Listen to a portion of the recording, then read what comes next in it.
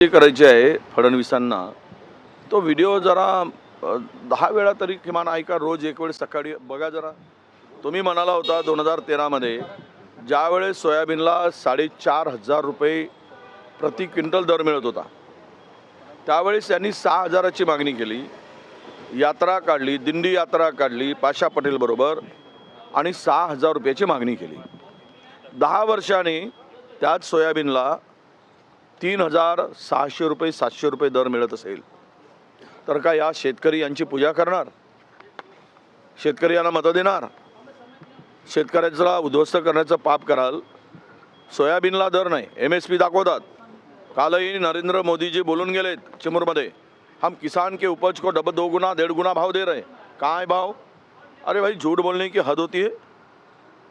खरं म्हणजे खरं बोलायचं, खोटं किती बोलायचं? तर बोलून गेलेत.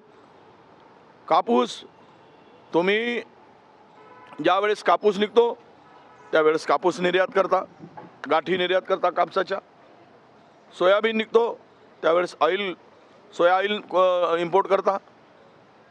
ज्यावेळेस भात निघतो, धान निघतो, त्यावेळेस त्याला एक्सपोर्टमध्ये 25% ड्युटी लावता. हे काय चाललं आहे? तुम्हाला शेतकऱ्याला जगवायचं आहे की नाही आहे? आणि वरून नाक वर करून विकास आघाडीला हिनवत आहे.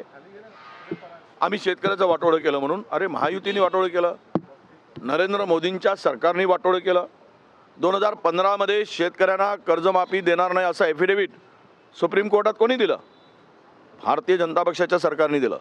आणि आज पायाखालची वाळू घसरते म्हणून ते म्हणतात की आम्ही कर्जमाफी करू. तुम्ही कोणाचा सल्ला घेऊन सांगताय?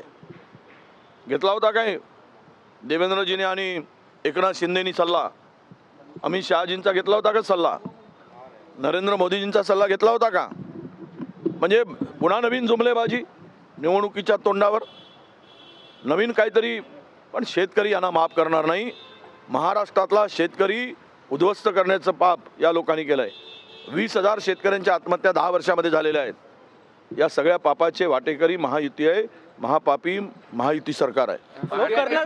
कर्नाटक सरकारकडून निमंत्रण दिलं महाराष्ट्रातल्या सरकारला की आमच्या योजनांची अंमलबजावणी होती की नाही हे पाहायला या चर्चेला या म्हणून. नाही, यहाँ पे सब झूठों के सरदार भरे.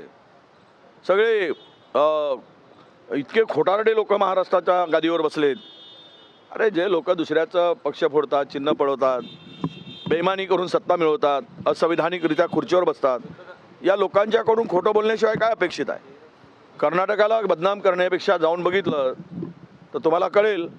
महाराष्ट्रामध्ये लाडकी बहीण आणल्यानंतर कर्नाटकामध्ये आम्ही बंद केली अशी जी जाहिरात दिली,